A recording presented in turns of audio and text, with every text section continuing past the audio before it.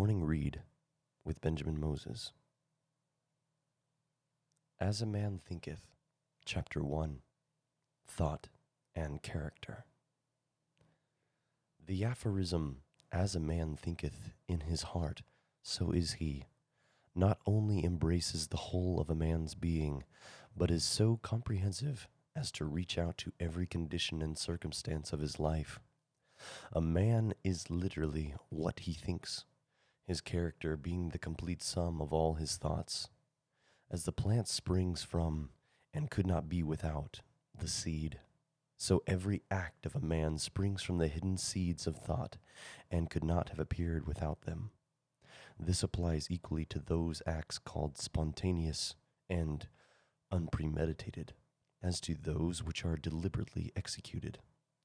Act is the blossom of thought, and joy and suffering are its fruits. Thus does a man garner in the sweet and bitter fruitage of his own husbandry. Quote, Thought in the mind hath made us. What we are by thought was wrought and built. If a man's mind hath evil thoughts, pain comes on him, as comes the wheel the ox behind. If one endure in purity of thought, joy follows him as his own shadow, sure. Man is a growth by law, and not a creation by artifice, and cause and effect is as absolute and undeviating in the hidden realm of thought as in the world of visible and material things.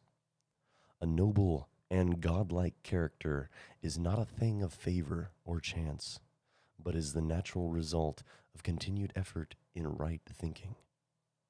The effect of long-cherished association with godlike thoughts.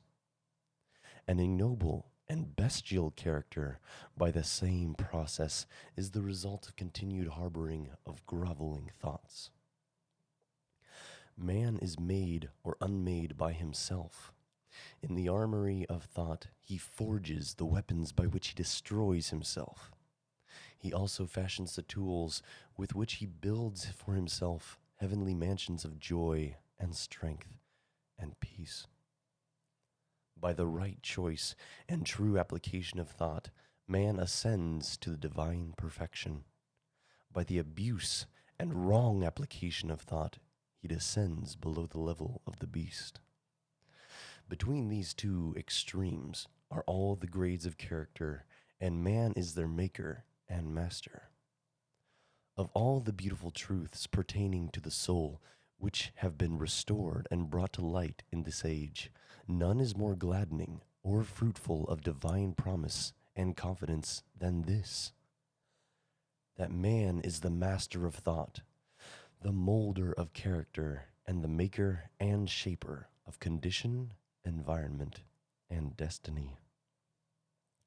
As a being of power, intelligence, and love, and the lord of his own thoughts, man holds the key to every situation, and contains within himself that transforming and regenerative agency by which he may make himself what he wills.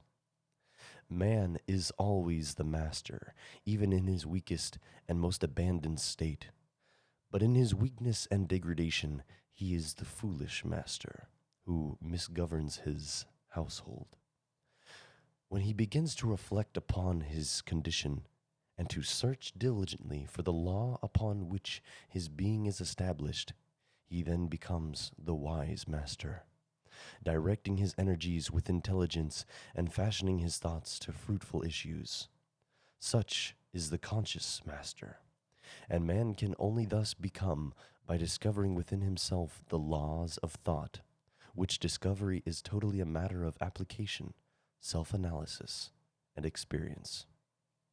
Only by much searching and mining are gold and diamonds obtained, and man can only ever find truth connected with his being if he will dig deep into the mine of his soul, and that he is the maker of his character, the molder of his life, and the builder of his destiny, he may unerringly prove if he will watch, control, and alter his thoughts, tracing their effects upon himself, upon others, and upon his life and circumstances, linking cause and effect by patient practice and investigation, and utilizing his every experience, even to the most trivial everyday occurrences, as a means of obtaining that knowledge of himself which is understanding, wisdom, power.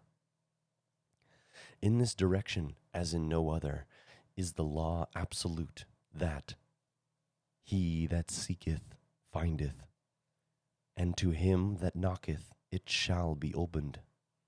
For only by patience, practice, and ceaseless importunity can a man enter the door of the temple of knowledge.